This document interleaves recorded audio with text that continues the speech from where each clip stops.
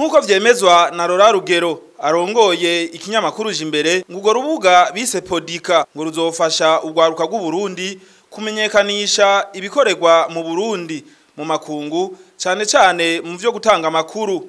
Iyi Podika ifasha kugira ngo yongereze mu Gifaransa ni amplifier yongereze ugushika kure kw'amajwi yo gwaruka. Turakora cyane kugwaruka ariko ruyungunganya mu vyo kugwiza ubutunzi, turakora cyane mu gwaruka ariko ruyungana ufise ingabirano zitandukanye, turakora kugwaruka haba mu Burundi canke abari hanze bariko barerekana yuko bafise impano zitandukanye.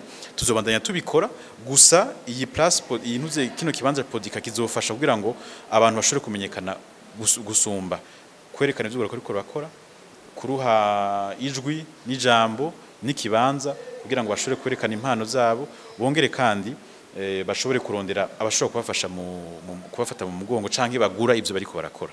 Nivyo tuzobandanya dukora. Umuhanuzi mukuru mu biro vy'umukuru w'igihugu ajejwe kumenyesha amakuru Wirinyamitwe yari yateye iteka ivyo birori arashima intambwe Jimbere igezeko ngo kuko ivyo bariko barakora biri mu migambi ya nyenicubahiro umukuru w'igihugu Evariste Ndayishimiye asaba ugwaruka. Twahora tubona ari abava hanze babikora mu gihe rero abarundi bariko baratera imbere mu buhinga bagashobora gukora application nk'iyo ya Podika, urumva yuko twategereza kuza kubashigikira.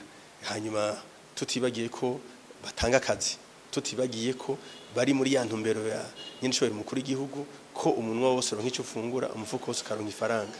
Rero ivyo byose biri mu bimwe asahimiriza abakiri bato imikangara bose bumve yuko atari leta izobaha akazi, bumve ko bashobora gukora gukreya gushiraho igituma n'abandi baronka ubuzi. Wirinyamitwe akaba yateye akamo urundi gwaruka gufatira akarorero kuri Jimbere. Jimbere ndayizi ndayikurikiranye kuva kera kuva igitangura, urabona yuko iduga ku buryo butangaje.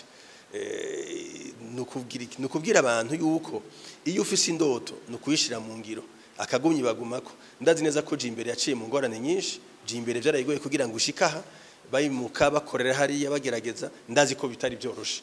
Mugabo Jimbere ahigeze harahishimishije, nico gituma nogira nti nurundi gwaruka nirumenye ko vyose bizova mu bwenge bwabo, mu mpano zabo no mu maboko yabo. Podika umuntu azoyikoresha akoresheje telefone ngendanwa smartphone. Uwo mugambi ukabufashwe mu mugongo na ambasade ya Leta Zunze Ubumwe za Amerika.